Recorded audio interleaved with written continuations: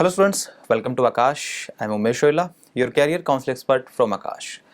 हमारे जो सेशंस होने वाले हैं इनमें हम बात करेंगे state wise NEET counselling. Okay, तो आज का हमारा जो स्टेट रहने वाला है वो हुआ दिल्ली। आज के हमारे इस वीडियो में हम बात करने वाले हैं the NEET counselling for the Delhi state for the MBBS and BDS. Okay, now let's start for this the Delhi NEET counselling MBBS BDS.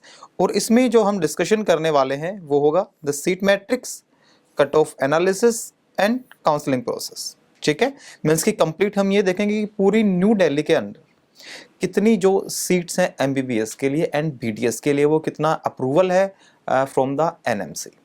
Next cut off analysis हम 2024 का कट ऑफ देखने वाले हैं ताकि एक आपको ना एक रफ आइडिया आ जाए कि इस बार जो कट ऑफ है उन पर्टिकुलर सीट्स के लिए, पर्टिकुलर कॉलेजेस के लिए वो कहाँ तक जाएगा।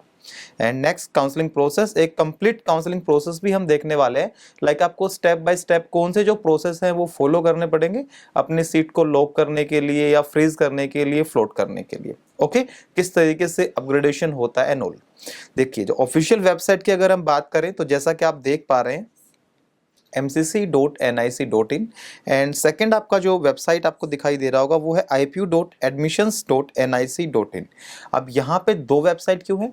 बिकॉज दिल्ली में ना दो यूनिवर्सिटीज़ हैं, एक दिल्ली यूनिवर्सिटी एंड जो सेकंड है वो हमारा है IPU इंद्रप्रस्थ यूनिवर्सिटी। तो दिल्ली यूनिवर्सिटी का जो काउंसलिंग होगा उसके 100% सीट्स के लिए वो होता है MCC के थ्रू, एंड जो IPU के जो कॉलेजेस हैं उनकी जो काउंसलिंग का प्रोसेस रहता है वो रहता है IPU के थ्रू। ठीक है, तो आपको अगर दिल्ली की काउंसलिंग में पार्टिसिपेट करना है तो आपको दोनों ही वेबसाइट्स के ऊपर अपना रजिस्ट्रेशन करना पड़ेगा। ओके, ना देखिए, अगर हम बात करते हैं सीट मैट्रिक्स का तो एक मैप आपको दिखाई दे रहा होगा आपके स्क्रीन पे। And for the MBBS the total colleges are 10, total seats are 1497। And अगर हम बात करें सिर्फ गवर्नमेंट कॉलेजेस का then total government colleges are 8 and total government seats for the medical for the MBBS only is the 1247।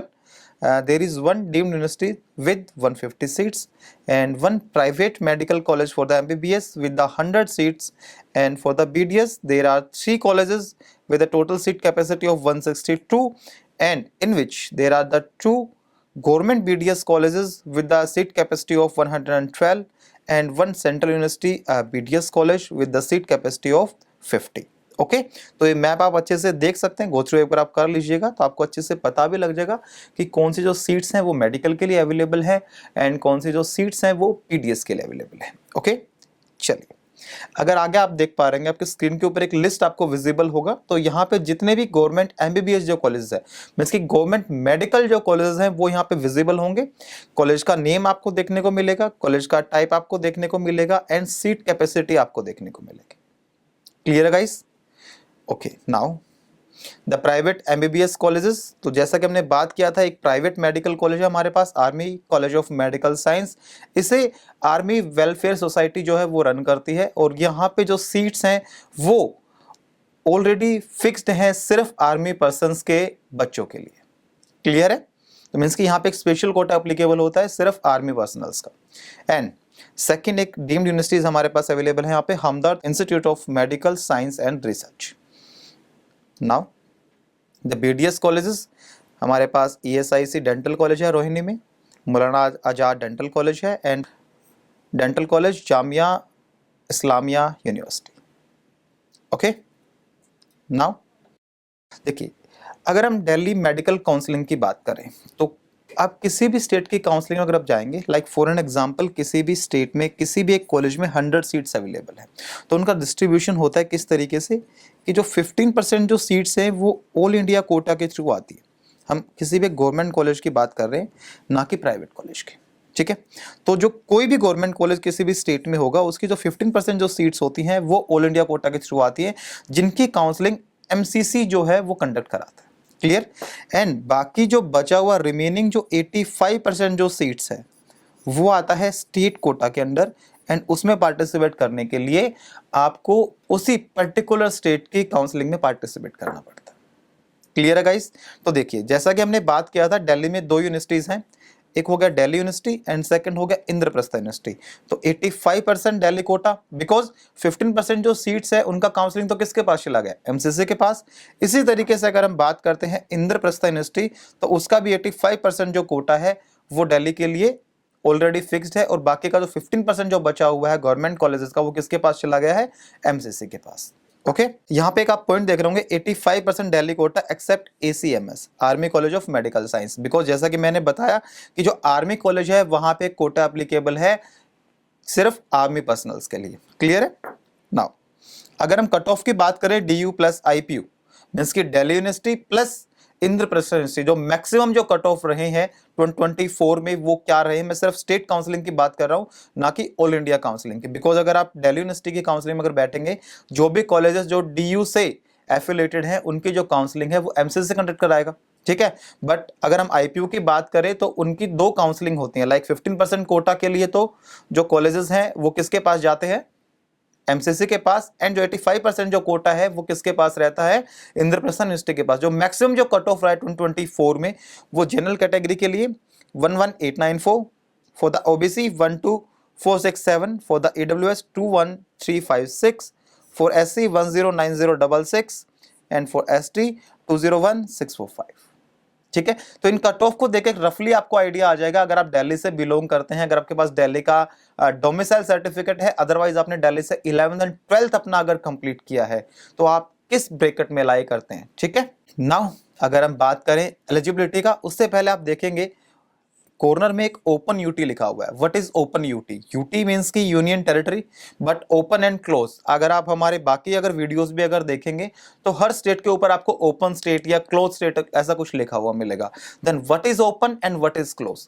तो open states या open UTs वो होती हैं जहां पे लाइक अगर हम अभी दिल्ली की बात करें तो दिल्ली के जो मतलब रहने वाले मींस की जो परमानेंट रेजिडेंस है दिल्ली का, उनके लिए तो सीट अवेलेबल है, बट जो आउटसाइडर हैं वो भी यहां अप्लाई कर सकते हैं for the private medical colleges.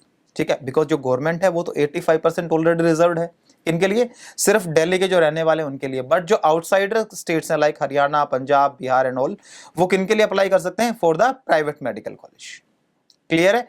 And close states क्या होते हैं कि जहां पे कोई भी आउटसाइडर जो बच्चा है वो अप्लाई ही नहीं कर सकता, गवर्नमेंट के लिए तो अप्लीकेबल ही नहीं होगा, बट प्राइवेट के लिए भी अप्लाई नहीं कर पाता है, तो वो होते हैं क्लोज स्टेट्स। क्लियर है। ओके, नाउ अगर हम बात करें एलिजिबिलिटी का for Delhi NEET counselling, okay, then for the seat reserved for the localities of the Delhi, the candidate should have studied and passed 11th and 12th class in the government recognized school of the Delhi। देखिए यहां पे 2 scenario बनते हैं, या तो आपके पास दिल्ली का domicile certificate हो, ठीक है। सेकंड पॉइंट, अगर आपके पास डोमिसाइल सर्टिफिकेट नहीं है तो आपका 11th एंड 12th जो है वो दिल्ली स्टेट से कंप्लीट हुआ हो एंड दिल्ली के स्कूल्स में ही कंप्लीट हुआ हो। बोर्ड भले सीबीएसई, आईसीएसई कुछ भी हो सकता है, बट जो स्कूल है वो दिल्ली की ही टेरिटरी में आना चाहिए। क्लियर है। ओके, तो अगर आप बिहार से बिलोंग करते हैं, आप किसी भी स्टेट से बिलोंग करते हैं, बट अगर आपका 11th एंड 12th अगर दिल्ली से कंप्लीट हुआ है तो आप दिल्ली की काउंसलिंग में पार्टिसिपेट करने के लिए एलिजिबल हैं। Clear? I think there is no more doubt. Okay, now अगर हम प्रोसेस की बात करें तो सबसे पहले आपको अपना रजिस्ट्रेशन फिल करना पड़ेगा for the IPU and for the MCC. Like अगर आपने हमारी पीछे की वीडियोस भी अगर देखी होंगी तो जैसे ही आईपीयू का रजिस्ट्रेशन पोर्टल ओपन हुआ था तो हमने आपको एक नोटिफिकेशन भी भेजा था एंड वीडियोस भी हमने रिलीज की थी। ठीक है, तो आई थिंक आपने अपना रजिस्ट्रेशन आपने कंप्लीट कर लिया होगा, बट अगर आपका रह गया है किसी भी तरीके से अगर मिस हो गया, डोंट वरी, जैसे ही हमारे पास नीट का रिजल्ट आउट होगा उसके कुछ टाइम के बाद जब काउंसलिंग प्रोसेस स्टार्ट होते हैं स्टेट्स के, तो उस टाइम भी हमें एक दोबारा चांस मिलेगा ताकि हम दोबारा से रजिस्ट्रेशन अपना कंप्लीट कर पाए for the IPU and for the MCC. Okay, and जैसे ही आप अपना रजिस्ट्रेशन कंप्लीट कर देंगे उसके बाद आपको अपनी चॉइस फिलिंग करनी होती है एंड चॉइस लॉक करना होता है। क्लियर है, मींस कि आपके पास एक सर्टेन टाइम पीरियड होता है चॉइस फिलिंग के लिए, like 2 days, 7 days, 5 days, state to state ये वेरी करता रहता है। उसके बाद आपको चॉइसेस आपकी लॉक करनी पड़ती है। ठीक है, अगर आप चॉइसेस लॉक नहीं करेंगे तो डोंट वरी, आपकी चॉइस है वो ऑटोमेटिक लॉक हो जाती है। बट कुछ स्टेट्स में ऐसा नहीं है, कुछ स्टेट में जब आप चॉइस लॉक करते हैं तभी आपकी चॉइस को लॉकिंग माना जाता है, अदरवाइज जो आपका फॉर्म है उसे डिबार्ड कर दिया जाएगा। क्लियर है। जब आप अपनी चॉइस फिलिंग एंड लॉकिंग कर देंगे उसके बाद आपकी काउंसलिंग का एक रिजल्ट जो है वो आउट होता है, उसमें आपको एक सीट अलॉट होता है, और जब आपको सीट अलॉट हो जाता है उसके बाद जो कॉलेज आपको अलॉट हुआ है वहां जाके आपको रिपोर्टिंग करना होता है अपने वैलिड डॉक्यूमेंट्स के साथ। क्लियर है? और जब आप डॉक्यूमेंट के साथ वहां पर रिपोर्टिंग करेंगे तो वहां पे आपके पास ऑप्शन होता है, do you want to go for upgradation.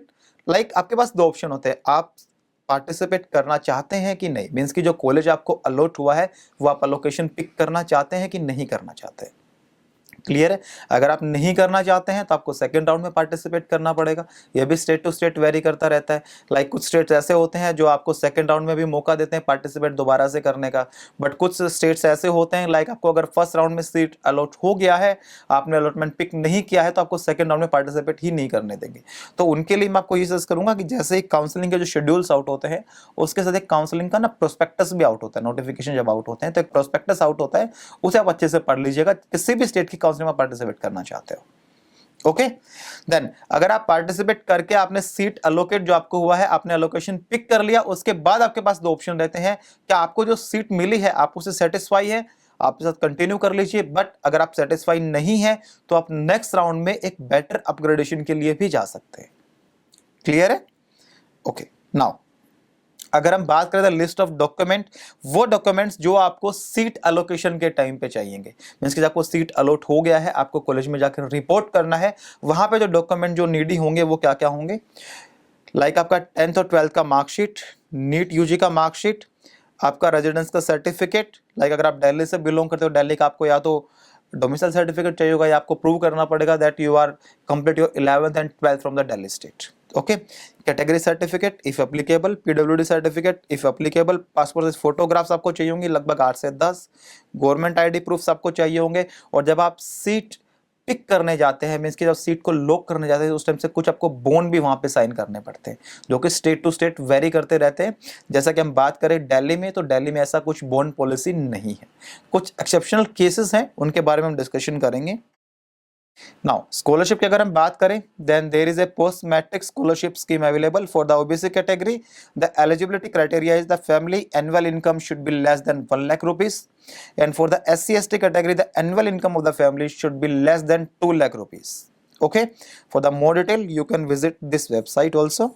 Now service bond अगर हम बात करें तो दिल्ली में कोई भी सर्विस बॉन्ड नहीं। देखिए जब हम एमबीबीएस और बीडीएस की जब भी हम बात करेंगे तो वहां पे ना कुछ बॉन्ड पॉलिसीज आती है, ठीक है। तो जब भी हम बॉन्ड पॉलिसी की बात करेंगे ना तो दो टाइप के बॉन्ड्स होते हैं, एक होता है सर्विस बॉन्ड एंड सेकंड हमारा होता है डिसकंटिन्यूएशन बॉन्ड। तो सर्विस बॉन्ड क्या होता है, कुछ स्टेट्स ये बोलते हैं कि ठीक है आपने यहां से गवर्नमेंट कॉलेज से या प्राइवेट कॉलेज से अपना एमबीबीएस या बीडीएस कंप्लीट कर लिया है, उसके बाद आपको एक पर्टिकुलर टाइम के लिए अपने जो सर्विसेज हैं वो इसी स्टेट को प्रोवाइड करनी पड़ेगी, ठीक है।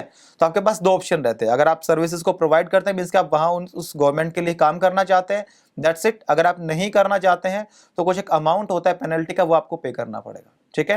एंड सेकंड होता है डिसकंटिन्यूएशन बॉन्ड। जैसे आपको सीट अलॉट हो जाता है, आपका बैच कमेंस्ड हो जाता है, लाइक आपका दिसंबर से क्लासेस लगने वाली है, उसके बाद अगर आप अपनी सीट को छोड़ना चाहते हैं, आप अपने कॉलेज में एडमिशन मतलब कंटिन्यू नहीं करना चाहते, उस टाइम भी एक पेनल्टी आपको पे करना पड़ता है, ठीक है। तो दिल्ली की जैसे हम बात कर रहे थे कुछ एक्सेप्शनल केसेस हैं, उनकी अगर हम बात कर लेते हैं तो कुछ कॉलेजेस हैं लाइक यूसीएमएस, एंड उसके बाद हमारे पास है MAMC Maulana Azad medical college and lady Hardinge medical college. और जो लेडी हार्डिंग मेडिकल कॉलेज है वो सिर्फ फीमेल के लिए है।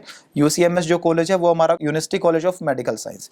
तो अगर इन कॉलेजेस में आपको सीट अलॉट होता है तो अगर आप अपना जो कोर्स अगर आप बीच में आप लेफ्ट आउट कर रहे हैं तो आपको एक डिसकंटिन्यूएशन बॉन्ड पे करना पड़ेगा 3 लाख रुपीस का। क्लियर है? और जैसे कि हम बात कर रहे थे there are the Delhi universities and second is the IPU. तो जैसा कि मैंने आपको बताया कि आईपीयू का 85% का जो काउंसलिंग है वो कौन कराता है, आईपीयू कराता है, एंड रिमेनिंग 15% का कौन कंडक्ट करता है, MCC. But there are 2 college in the IPU, the first one is the RML college, ठीक है, and the second one is the VMMC college, ठीक है। ये 2 कॉलेजेस ऐसे हैं जिसकी 100% सीट्स का जो काउंसलिंग है वो एमसीसी ही कंडक्ट करेगा।